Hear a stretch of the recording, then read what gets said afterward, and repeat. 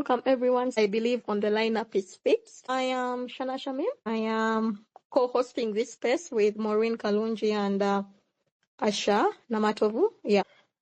Welcome all of you to InclusiTalk.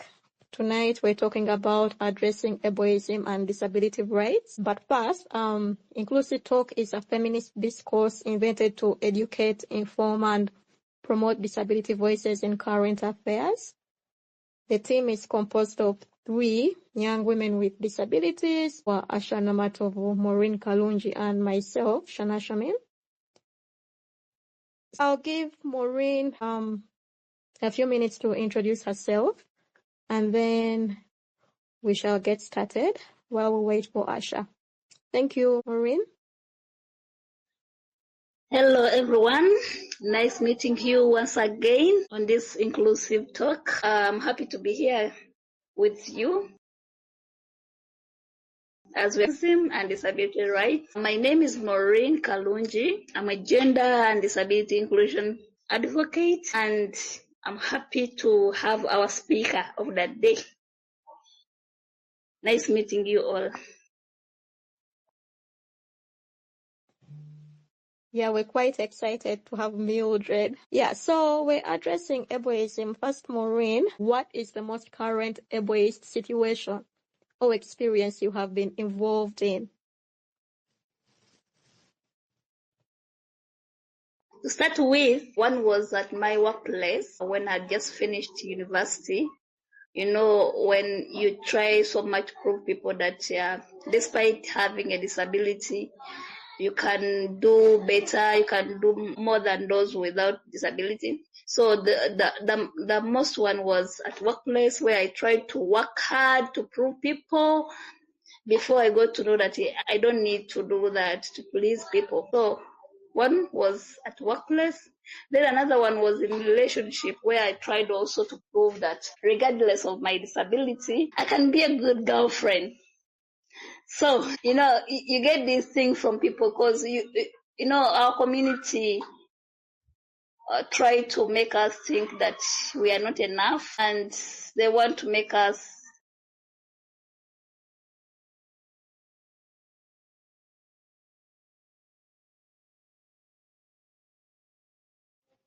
I was saying one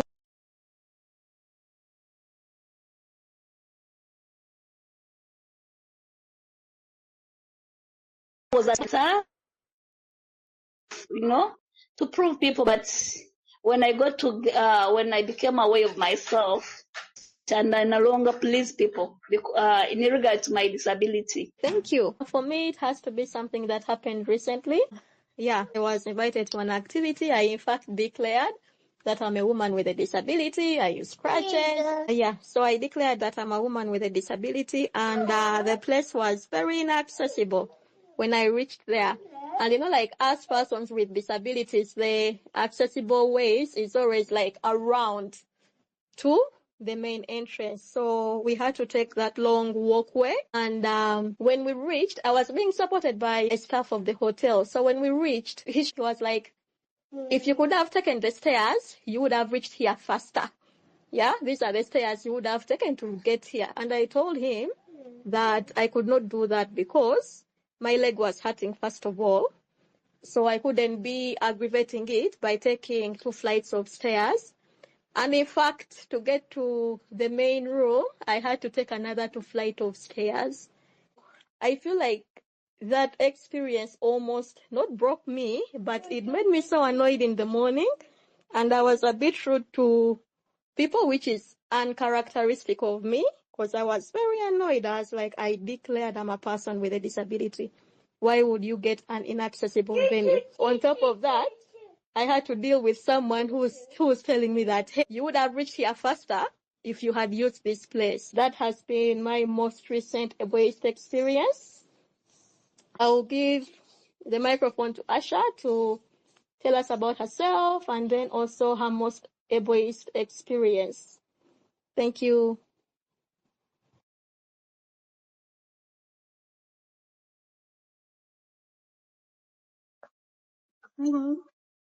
My name is Asher. A passionate advocate for autism awareness. and inclusion. I'm a little person, and as a little person, I've experienced firsthand the challenges and biases that come with living in a world designed for someone of average height. I also run an organization called Nafet Sobola. Nafet Sobola means we too can. Nafet Sobola advocates with and on behalf of people of short stature. I'm actually at the start of a campaign creating awareness around the same issue. October is Racism Awareness Month. So if you want to be caught up on what racism is, how does a little person live their daily life, the pros, the myths, and everything in between, check out Nafet Sobola handles across the different platforms. We have Twitter, we have Facebook, we have Instagram, and also LinkedIn. Where do I start when I talk about ableist situations? It is kind of like my daily thing, but I think the most notable one that keeps on coming up and again is I use the manual wheelchair, so I move with someone who helps me to move me around. And it irks me that regardless where I go, people are more comfortable talking to this other person than to myself. So recently I was in a bank and they were addressing the person I was with. Of course, the bank counters are not accessible. They are high. But then I said, what do we need? Why did you bring her here? What does she need? Can she sign? Yet I'm next to the person. So sometimes I play along, but sometimes I'm not so much in a very good mood, and I kind of tell the person to let them deal with you. Since I'm invisible here. Let them deal with everything. But this happens in banks. It happens in clinics. It happens literally everywhere that I go. And sometimes even at work, inadvertently happens. Whether they have something and then they address him. You should have maybe brought her earlier, or you should have, I don't know, maybe some of these things are inadvertent and people do them without really knowing. But it's something that I struggle with, happens to me all the time because of money to move with someone else. Maybe the other thing would be people talking to me in a sort of sympathetic, sing-song, childlike voice. This one mostly is women that do this. At least I've noticed that it's women, overwhelming number of women. I also don't like that. Those are some of our experiences of ableism. So tonight we're going to dive into the topic with our guest speaker, Mildred Omino. Mildred, please introduce yourself. Good evening, everyone. I hope you're all doing well. My name is Mildred Omino. I live and work in Kenya. I'm a feminist and a disability justice advocate. It's really a great pleasure to be here to join my East African sisters, as I would call you, on this great conversation on addressing ableism and disability rights. So really looking forward to the conversation, and I'm already liking the initial introductory remarks by all of you on how you've experienced ableism. But I'll pause there since I've just been asked to introduce myself. Thank you. Thank you, Millie. Let's dive in. We have spoken about our experiences of ableism, but we have not actively defined like what it is, so someone can fully understand what it is and how it shapes the daily experiences of people with disabilities. So how does this look like, Millie? Thank you, Shanah. That's a very good question. And I think part of the experiences that all of you have described relate to ableism. I would also want to start by sharing two experiences. One was when I was meeting a friend at a cafeteria in my workplace. So, okay, of course, colleagues know me at the workplace, so they didn't bother asking me so much. But when we were ordering lunch, my friend happened to be a blind person. And so we went and said, okay, let's meet over lunch and chat a little bit. So when my friend ordered, when he wanted to place an order for the lunch, then the waitress came and asked me, what will he eat? And then I straight away asked him, the waitress, like, he can speak for himself. I mean, I didn't understand why the waitress wanted me to say what my friend had wanted to have for lunch, yet he could speak for himself. So I felt like that right there, that was an ableist practice. And again, also in social places, when you walk in, you find like people are slowly moving on the side and giving you way, quote unquote, but it's not like really giving you way, but that fear of contact sometimes. So that's also, to me, what I would refer to as ableism. Then the second one that I wanted to share was when I was expectant and I went to the antenatal clinic. Actually, for me, that I considered systemic ableism because I still got onto weighing scale where the baby's weight and my weight was to be taken, but it was a weighing scale that expected me to step up and then have everything released. You know, like they tell you, remove your shoes, remove your crutches, stand so that you have the accurate weight of you and the baby.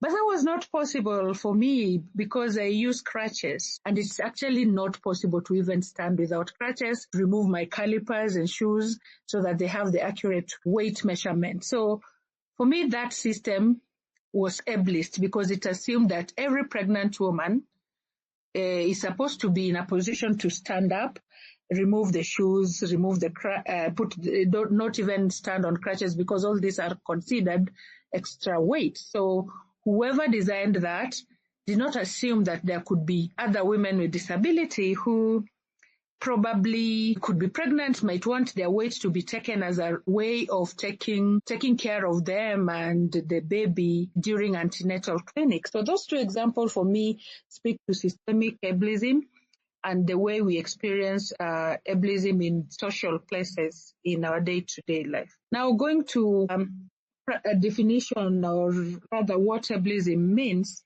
So ableism is a set of beliefs or practices that devalue and discriminate against people with disabilities. So from the word itself, ableism, it assumes that everyone is able and everyone presents with a perfect body and that is fully human. But that's not always the case. But then the problem is not the assumption that people present with able-bodiness, but also the assumption that anything that is outside that spectrum is not correct. Meaning that if you are not able-bodied, you don't fit in the system and you are rejected on ground of not fitting in the framing of able-bodiedness. So that's ableism and how it presents in terms of beliefs, processes, and practices. So every day then, what that would mean is that the society would want to fix people who have disability or people who are not able-bodied to fit into the ideal or the normal or the perfect body. So all these terms are kind of devaluing the disabled body to be that body that is not suitable in an ordinary setting. So it could be in forms of cultural practices, it could be norms, it could be policies, it could be beliefs, and of course I could go on. And I think since we are speaking even in East African context, we still have communities that tried to erase what was not normal. For example, like if there are some communities where children who are born with disability could perhaps be left on the cattle shed so that when the cattle go out, they could tramp on the children so that they could die. So that is like having that difficulty of living with people who don't conform to that ideal or able body. And it affects people with disability in many ways. From the fact that even at pregnancy level, if people feel like the child or baby is likely to be born with some disability, some may opt to probably terminate the pregnancy for that reason. So for me, that's also ableist in a way. And even the way systems are designed, like in our communities, women are expected probably to go fetch water, bring them home, and the gender roles are designed to be like everyone should be in that strong body that can manage to do heavy tasks, and so on and so forth. So it affects people with disability right from birth or even pre-birth, like during conception and the fetus is growing. If the fetus is terminated merely on grounds of disability, then for me that's ableism, the discomfort of existing in a different form of body that is not fully conforming to normalcy. I think for me that's ableism. And it would go on in all the sectors on how people access education opportunities, how people with disability access healthcare, employment, or even social engagement, and even entertainment. Like, which activities can people do in a way that they still find that they're enjoying life, not only conforming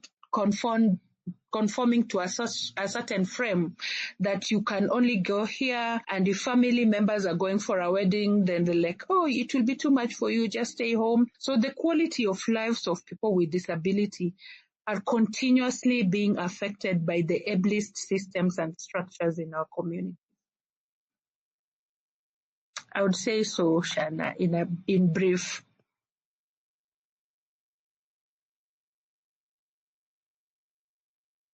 Thank you so much for that. When you were speaking, something came to me, the concept of mercy killings, where children with disabilities are killed, and also the fact that some of them are terminated congenitally. I think that is a correct term to use if the child is suspected to have a disability. So like what you said responded to my internal question. Okay, thank you so much, Mildred. I liked when you talked about persons with disabilities being limited in going to social gathering because of the ableism structure or thinking in our community. That touched me a lot because I don't normally see maids that have disabilities. And I think one of the things that brings out that is ableism. People think, how will we have someone with a wheelchair, a crutch, moving as maids on a wedding or introduction? So it really touched my heart. It's only one time I got an opportunity to be a maid, but this person had a different mindset. That's why she allowed me to be on her wedding. But in our community, it's not common. Anyway, to go on, Mildred, I would want us, you to share with us, how does ableism affect career advancement, relationships, and personal growth for persons with disabilities? And what strategies can be used to overcome these barriers?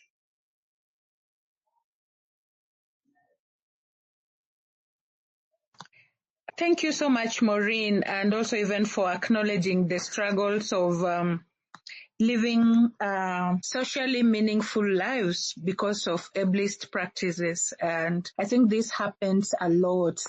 And of course, this again affects like the self-esteem of people, and especially people with disability, because we are constantly reminded that we do not fit and we are less. So with time, people get to somehow believe this to themselves, and they also don't show up strongly because of the barriers that they have to constantly navigate as they show up in spaces that they want to experience. So onto your question on how ableism affects us and the strategies that we can use to counter ableism, I would say it affects us in many, many ways.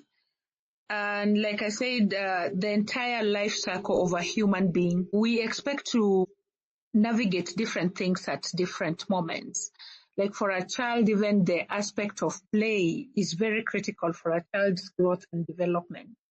So what I see happening even in early childhood education centers is like the games that are designed in schools really are not 100% disability friendly. So everyone wants to go skip rope, etc. But then the curriculum itself is limiting. It's so ableist in a way that I remember most of us were left to check on bags for our peers when the rest of this class was out doing some physical activity, what we used to call PE during our time. So then it means that at that tender age, you're already learning or you're conditioned to know that, look, you can only do as much. So for me, that means that even the potential of people with disabilities is limited.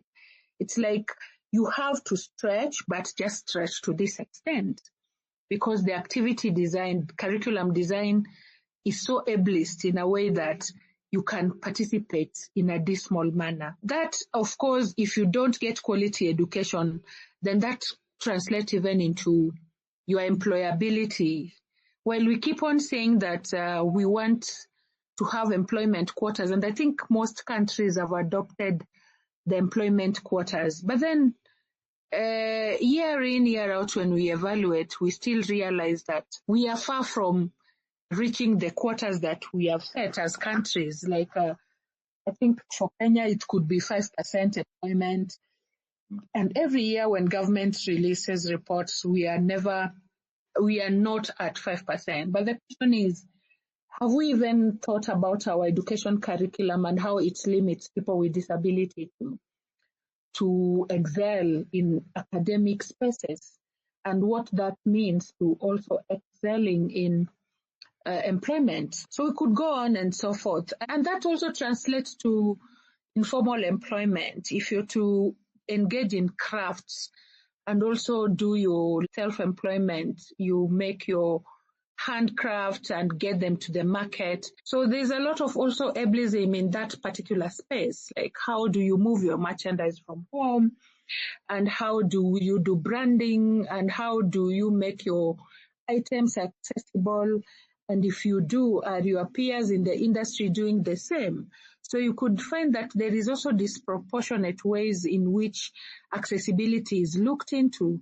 So people will invest in accessibility when they know, when there are systems that compel them to do so.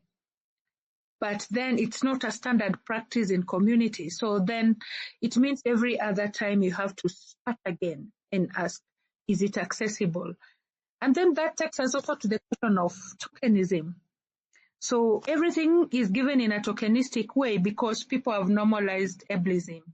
So even when people with disability get opportunities, it is in a tokenistic way. And sometimes it goes like, you know what, you should be really grateful that you are even in employment. So then people take the bare minimum. And I think some of this also is the colonial legacies that when people with disabilities started that, this is in the history of many countries, whether people got disabled because of war or because of other reasons, the entry point for people with disability in workplace was people to get jobs that were required minimum activity. And the most common one was to have people with disability hired in call centers. And that was a standard practice without checking into whether people had some skills and talents that they wanted to explore. But then it is good that that was a starting point, but it cannot be like a systemic way of hiring people with disability. But we've seen most of us also stuck in that particular process where people get jobs, but it's standard, whether you have studied in any field, then you get stuck into that particular opportunity because that's what is available in those particular companies. Again, I would say this is also a ableist way of looking at inclusion. So we've made progress, yes, because of the laws and policies, but the mindset is still struggling to get into inclusion that is meaningful, that is participatory, that treats everyone as a stakeholder and someone who brings something on board. And the same goes to relationship. And I think even relationship can be questioned further, whether they are interpersonal relationship or marital relationship or sexual relationship. You may call them what you want to call them. But again, that's also how people with disability find it complicated. Because again, there's this aspect of saying like, oh, it's as I really need to sympathize with this person. But that's not what us people with disability desire in a relationship.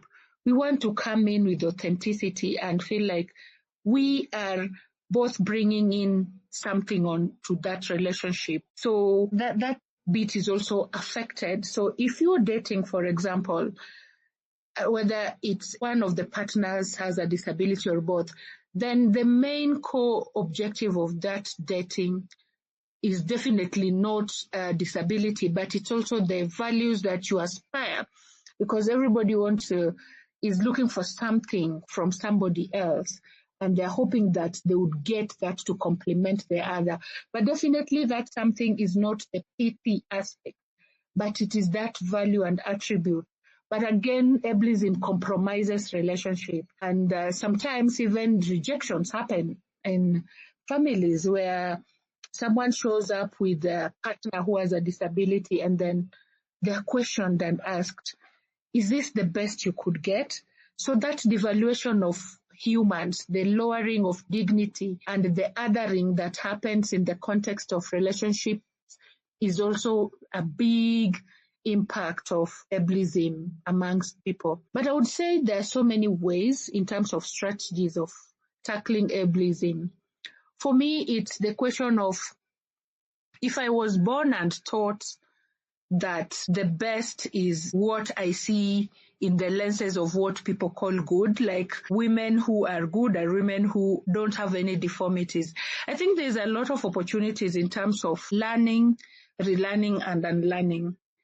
The world has been evolving in many ways. Technology has shaped how we do things, and conflicts have even taught us how things can change in a minute. Pandemics like COVID have taught us we could take opportunities of all these evolutions in the world to also align ourselves into doing practices that are anti-ableist, and invest in community support systems that do not only wash away people who are seen to be different, but provide support mechanisms that allow people to thrive in their own bodies, regardless of how they look like. Then we also have to deconstruct some social norms and cultural practices that devalue human beings because of disability. So, as I know for a fact in my community, there are some cultural practices that have been rendered obsolete.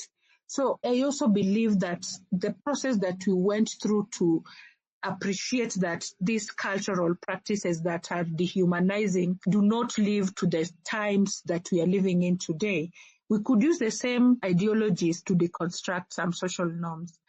And the biggest one also for me is making accessibility a non-negotiable, because part of the challenge we are having in our societies is because systems, processes are not accessible. Then we find ourselves in a situation where people have to be othered and have to be separated from the mainstream world. So there's like the world of people with disability and the world of other people, which is not true, because all of you and I know that we were born in families where we live in communities where we live together.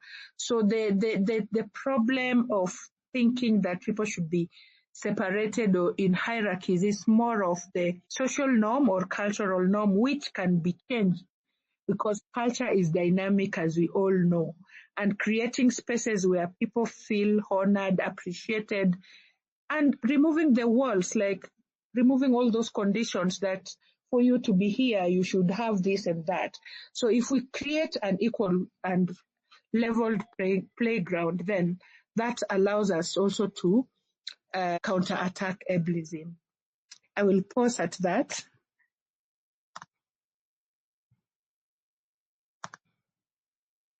Thank you, Lily. I find that this topic is really wide and you're just barely scratching the surface. As my question comes in, I couldn't help it, but I appreciate when you talked about ableism and disability dating. Personally, I find that topic something that we don't pay a lot of attention to.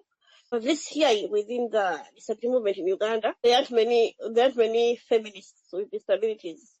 I think there are not so many that are taking up that space. If I can put it like that. So my question is in what ways do ableism and stigma influence the experience of women with disabilities in intimacy and sexuality? And how can advocacy create more inclusive, empowering conversations around these issues? Thank you, Asha. Women with disability, I think, are disenfranchised a lot when it comes to matters, sexuality, intimacy, and just enjoying their womanhood in the best way they can. For me, first of all, is to look at the social constructs about who is a woman and who is a man, and what is a woman supposed to do and what is a man supposed to do, both across different cultures, but also mostly across our African cultures. The gender roles are so ableist in design. So, for example, in most of our African settings, women come in as caregivers or helpers, and they're expected to take care of the family, to make sure the family gets food, to make sure that the sick people in the family are taken care of. And when a man decides to get married, in my community, there's this saying that, I love you, will you take care of my mother? So what does that mean? So it's like when women get married, and sometimes it's the story that, please bring her home so that we can see if she's a wife material. We joke around that a lot in Kenya, and we want to hear, like, that is a validation, quote unquote. Bring your lady home so that your people can validate her if she's really a best fit for the family. Will she take care of your mother? Will she take care of you? And it's more often in rural settings where people would be like, you have to get water for your husband in the bathroom and stuff like that. Get firewood, get water from the river, go do the farm work, etc. And that's a typical rural family. But even in urban settings, the role of care doesn't just stop there. It is disproportionately assigned to women more than the men. So then that also make women with disabilities seen as they're not really bringing so much to the family setting in terms of fulfilling this gender role. And then the question of also just bringing up children and raising them in the community setting.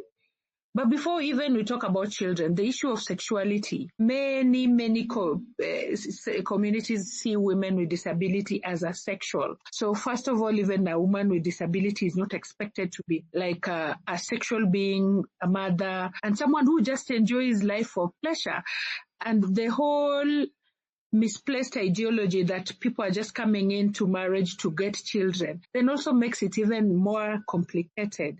So when women with disability show up even in hospital settings when they're expectant, the first thing is to be seen with the eyes of pity. Who did this to you? And some would even go ahead and say, men are really heartless. How could they do this to this particular woman? So they don't see women with disability as people who are sexual and people who also just want to enjoy pleasure, live life, smile, be happy, and just do life the way anybody else would want to do. And then the question of discomfort of women with disability having children. So we've had all these cases of forced sterilization. So like nobody bothers to ask for your consent. As you go get your baby, you are so excited about all this new experience of motherhood, etc. Then somewhere along the line, you realize that you were sterilized because they thought that it would be so problematic for you to be a parent or to be a mother and to raise your child. And also sometimes the question of children being taken away from women with disability, especially those with social disability, that on the premise that, this woman would even harm the child. And I think it strips off women with disability of their dignity completely. And all this is based on the ableist way of thinking and ableist way of systems and processes, because people cannot access services on equal basis with others. And largely this is framed on the ableist processes. Even if it is contraceptives, I think sometimes people show up and getting contraceptives based on your request becomes even a problem, because people are like, do you really need this? So it's a whole continuum of issues for women with disability in terms of who gets what and how are they valued just for being who they are, regardless of their disability status. So sexuality, intimacy becomes a big challenge. And most of the time, then this transition into internalized ableism, like what Maureen shared earlier, that you go into all these spaces trying to prove a point. You're dating, but you try to prove that you're a real woman, because your entire life you've been conditioned to know that you're a lesser being. So you want to prove, and sometimes it works against you. It harms you mentally. It harms you physically. It gives you a lot of psychosocial trauma. And most women with disability have lived their entire life with a lot of trauma of rejection, a lot of trauma of trying to work extremely hard to fit into the framework that the society has set. And maybe sometimes to complement the gaps that they have through their economic intervention. So you find a situation where you work very hard, earn your income, but you hardly get to spend on yourself, to take a break and say, hey, I've really worked hard. Let me now take a holiday and just have fun and thank myself for the work that I've put in to get these resources. But you're always constantly trying to prove a point to the community that you're living with. So all this can be extremely disempowering to women with disability. And these are things we have to start having conversation about and start discussing and saying, oh, look, this is how we are experiencing life. And we can also just say, okay, I'm okay in my body and I enjoy, I pride in being who I am. So getting into that conversation of disability pride, disability joy, that we don't have to live our lives in pain all the time, and leaving even no time for us to reflect and just appreciate the human beings that we are and the opportunity and privileges of being in this world, and just to live it freely without feeling like we are tied in a certain corner, in a certain frame, to fit into a certain expectation, and even to be apologetic that we are mothers, or we are just single women, or we are just enjoying some different sexual orientation, or we are finding pleasure in different ways that we want to. I mean, it should be a liberal world, and that collective liberation that we seek through disability justice, the interdependence, the joy that we need to enjoy in this life, I think we need to reflect and claim it back, and claim our bodies, claim ourselves, claim our minds, and claim our souls as we enjoy life in this world.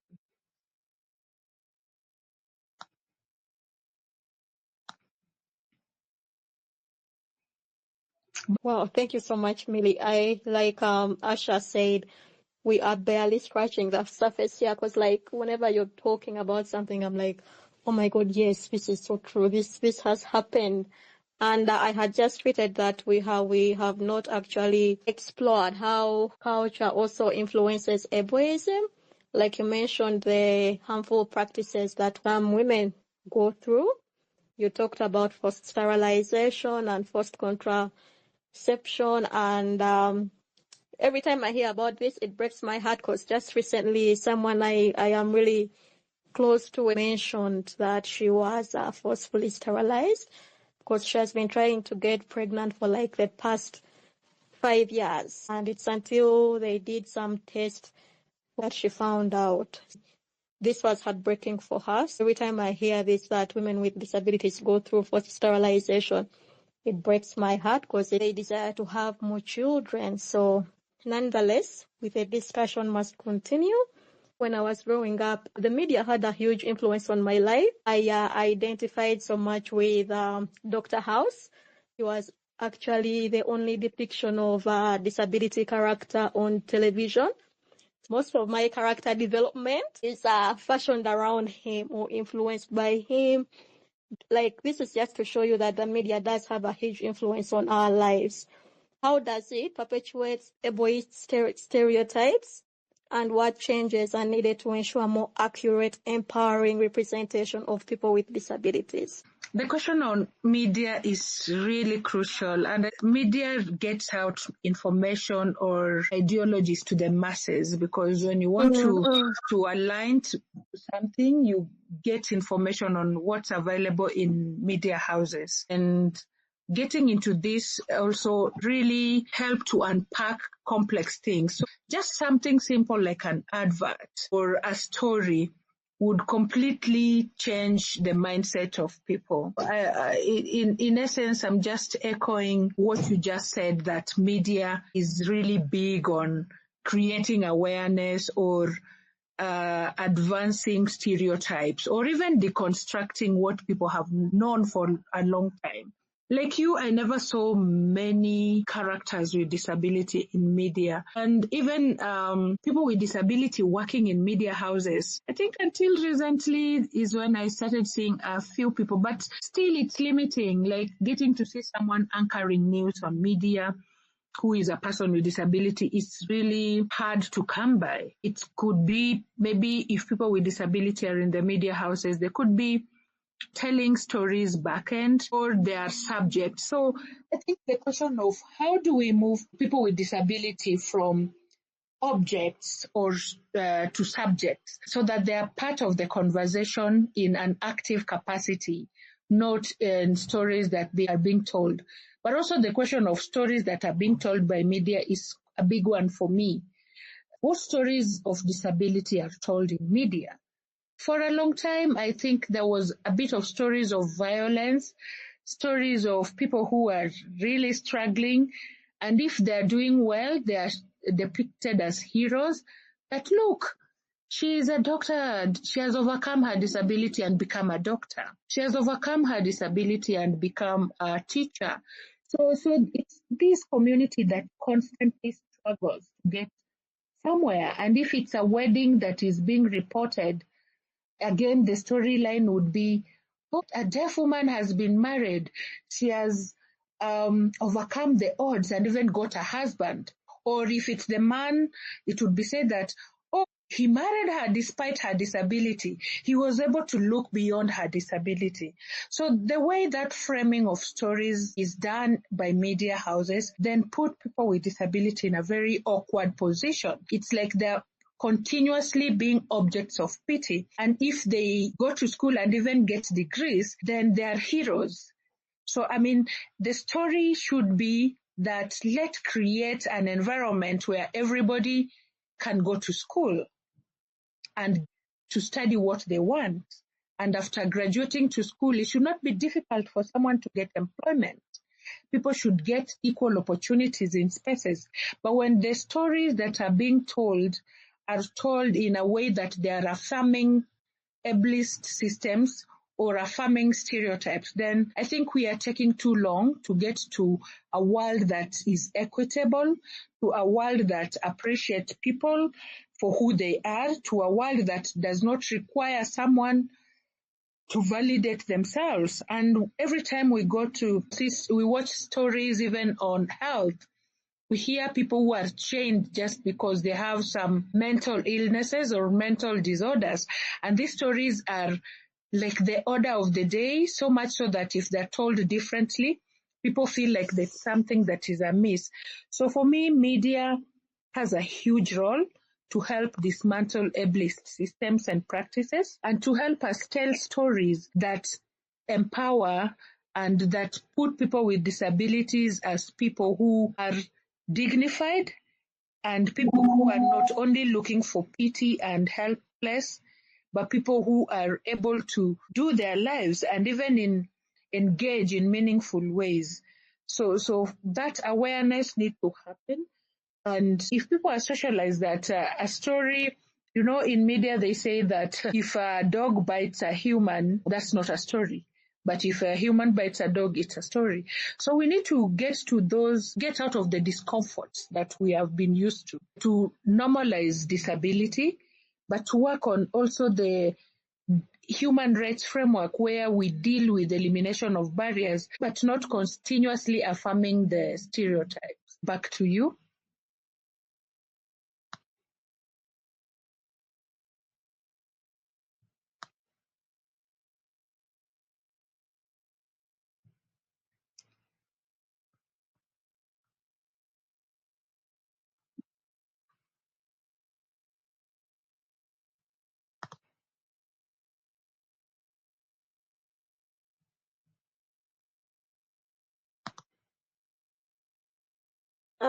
Thank you, Millie, for that. Sorry, I have a bit of. You really highlighted the thing that we need to do, and I always think we should also go back to family and empower persons with disabilities from the family level, because that is the first place of instance. Many of us, when we are growing up, especially in African culture, we are not affirmed on how beautiful we are or how handsome we are if we have disabilities. Rather, most parents focus on how intelligent we are, how funny we are, how resilient we are. So I think that also needs to be changed as we change the narrative on how disability is portrayed. If you start from the family level, then I think it will be easier to go to the community, and of course the media are setting the stage on what society follows. I want to bring this to you. How does internalized ableism impact the mental health and self-esteem of people with disabilities? And what strategies can help individuals overcome these internalized oppressions? For some of us, we are the ones who feel we are not good enough. We are the ones who think we are limited because of our disabilities. What should we do around this? How can we help each other and maybe kids that are coming up, teenagers who are struggling with so many different things and changes, and then of course now they have to also put disability as part of their challenges. Asha, I will just join from where you stopped when you said that people need to be affirmed at family level, at community. And I think one other that you didn't mention is the religious spaces, just sending out the message there that, we are not in a business of trying to convert you. And we are not in a business of saying that, you need to conform to this image or body image to fit into the frame that we want you to fit in the society. But then on the question of internalized ableism, I think with time, as we continue, live our life and get to know that, oh, look, you are constantly reminded that you're a lesser being. And with time, you start believing that, I don't think I deserve better. So sometimes this comes out loudly. And when you interact with the society, even the able-bodied people would be like, this person is so unwelcoming, is reserved, is so closed. So they also get to a point that they fear interacting freely with people with disability because of the internalized ableism, where we show up in spaces feeling like we already accept that we are less. We already feel like, oh, I'm not good enough. I don't even think I can look at myself in the mirror. I can't even do makeup. I don't want to ask him or her because I'm actually asking for too much. I'm bringing my burden in the space.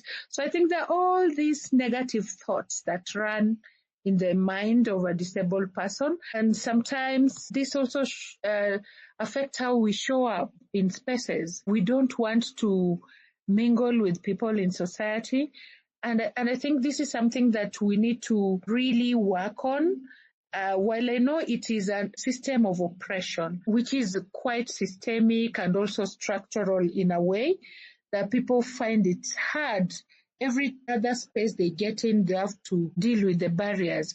But again, it is a moment of self-reflection, and we got to say to ourselves that, look, I am okay in this body that I have, and this is the body that I have. I can't import another body to myself, and I can't, relive my life so that I get to fit in some frame that is not mine. And just allow us to, the way when we are saying in leadership, it's okay to make mistake and learn in the process.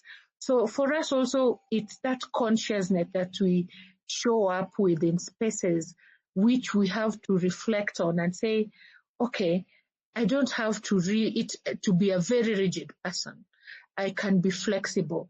I can show up in these spaces. And by the way, what I've also learned with time is that systems only change when we show up. Like, for example, if you want to be inclusive in your employment, the only better way to do it is to employ people with disability and live with them in society.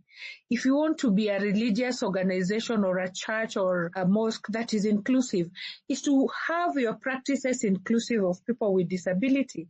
And also for us people with disability, we will not interact with society if we are constantly in our closed rooms. We have to get out to these social places, meet and greet, make mistakes, learn from our mistakes. Even in the dating scenes, we need to be bold enough and say, we are not only dating because we are disabled. We are dating because we are human beings and we are social beings, the way Aristotle says that human beings are social animals. But if we don't show up, it still becomes complex for the society. We live together as a society. There's no way we can have our corner and still expect the society to understand us. And I know very well, the more you hang out with people, they get to understand you for who you are. They get to appreciate you more. They get to know the accommodations that you need.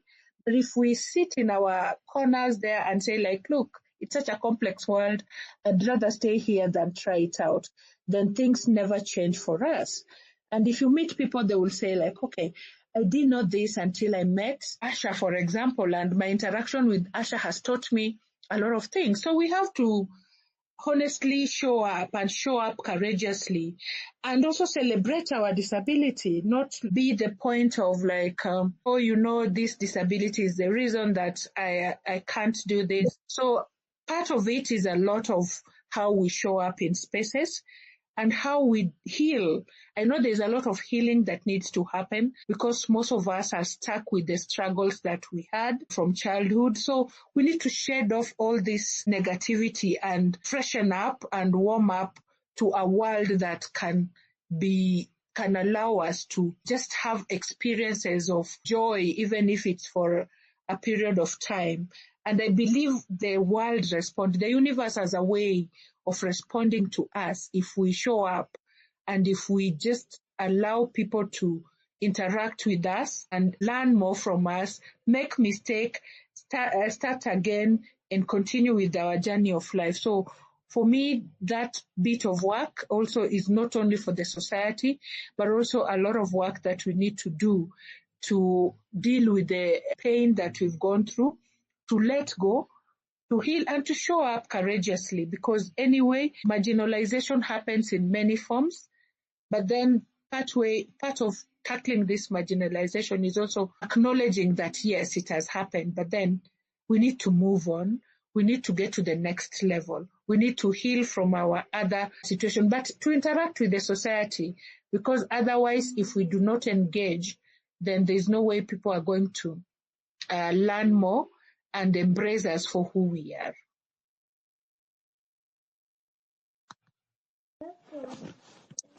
Wow. Thank you so much, Millie. It's really a lot to think about, but also the salient effects on our mental health and also how we show up. I like you saying that we need to show up. We are told that we never show up. Sorry, I have a baby by my side. She's interrupting a lot. We really celebrate that baby, and I think that is the community we are talking about. It's really resonates with the conversation that we've been having, that no man is an island. So that baby is also part of our lives. The more reason we need to have this conversation. Thank you. Yeah. So we do need to show up. They often say that they can't find us persons with disabilities. We're always hiding. But also showing up has so many implications, because you're saying it's through interactions with us that people get to learn. But sometimes you can find yourself that you are in a situation whereby you have to teach someone how to treat you or how to go about certain things. And this takes you, can I say, it takes you off your mojo or something? Because there are moments when you're like, but I am not here to teach someone. Yeah, because you're tired of being the one to teach. Yeah, so how can we go about that? We can interact in a cohesive manner, but not necessarily having me tell someone how to deal with me, because that also gets exhausting. I completely agree, Shanah. And for me, when I say we show up, really, it's not about us validating ourselves in spaces that are toxic or spaces that are ableist. For me, it's us being who we are. And it's us showing up courageously. And of course, we live in a society that has all sorts of characters. There are people who will embrace you. There are people who will constantly struggle to accept you. But I don't think we are in the business of trying to force the world to come our way. I think it's us just showing up and not allowing us to sit in a certain corner. I mean, reflecting of how life is sad, life is difficult. But then we are not, I hear you when you say you are constantly teaching people how to include you. That should not be our job. Our task is to show up, access spaces, and allow ourselves to be ourselves by just celebrating ourselves to be who we are. It can take a mental toll on you if every day your biggest job is to wake up to make a point that, look, I should also be in this space. That for me is, and remember when I said accessibility should be everybody's business, and inclusion has to be everybody's business. It doesn't mean that the only advocate for inclusion is that person with disability. It should be the community, it should be the policy makers, it should be the religious institution, it should be our peers. And actually, many times I find it so fulfilling when I go to a place and my friends go ahead of me and they be like, Millie, wait a minute, let me check if it's accessible. For me, that is the disability pride that I would enjoy seeing. They would be like, oh, okay, let me check out if it's accessible. And if we are planning an event, they would be probably the first people to ask what is in place to make sure that everybody participates. So participation is not only left to a person with disability. Mental wellness is not only left for us to push for inclusive spaces. It should be everybody's business. But what I meant is that if we don't show up, if we shy off from the spaces because we already know they are ableist, and therefore we tell ourselves we will not go for that wedding, we will not go for that funeral, we will not go for that karaoke, let's join these spaces. On first or second sight, people will get to realize, this community exists and we coexist. So it's not just the basic situation of surviving, because most of us have been used to that lowest level where we are simply surviving. And sometimes it can be so disheartening. I remember in my community, there was a time I just learned that one of our neighbors had lost her daughter, who was 28 years old. And this daughter, for someone to live for 28 years, I mean, that's someone who should have gone through the entire processes of their lives. But most of us didn't know that this family had a girl with disability. So we were only going for a burial of someone we didn't know. But then what does that mean? There was no showing up. And this is a very knowledgeable family with people who are well educated, who are holding very good positions in society. So it can be so traumatizing, it can be so harmful to live your life in a way that you are constantly excluded. So part of it is not only us doing the work of championing inclusion, but it's us, our peers, our communities, learning institutions, friends, and also care, access intimacy, where people, you don't have to ask what accessibility features are available, but people can already think ahead of time that, look, we live in a community and we have different abilities, but we have to cater for everyone. I know it's a process, but I know we are getting there, and we may just take too long, but we have to be bold enough to make the baby steps, and also to question our mental wellness. When we feel like it is so tiring, it's okay to take a break, breathe in, breathe out, and rest and relax and recharge, and take a break from the struggles of trying to fit in an ableist society. So it's a mix of both, but it's also self-care for us. Like, we don't have to push ourselves too hard. When we know it doesn't work, we have to call it out and say, hey, please work on this so that we can participate meaningfully. And let us collaboratively do so that we are able to tell people, like, what is it that makes accessibility work for us? What is it that makes accessibility go beyond a ramp to social inclusion, to digital inclusion? Because there are so many platforms for engagement, but the bottom line is that, are they accessible? Are all these spaces welcoming to everyone? And if they are not welcoming, what can we do collaboratively? How can I help, even if it's about sharing ideas? And for you who is curating the space, how ready are you to incorporate my ideas into making this space affirming, inclusive, and friendly for everyone? That's how I'd look at it, and that would really go a long way into helping us deal with our mental wellness and be people who support each other in this process of building a more inclusive world for everyone. Thank you. Yeah. Thank you so much. Thank you again for your participation and enthusiasm. And you've been a wonderful guest with lots of knowledge. I could go on and on and on, but the time is up, unfortunately. Our listeners, thank you for joining us. Ableism affects us all. Let's continue this conversation, and let's amplify disabled voices.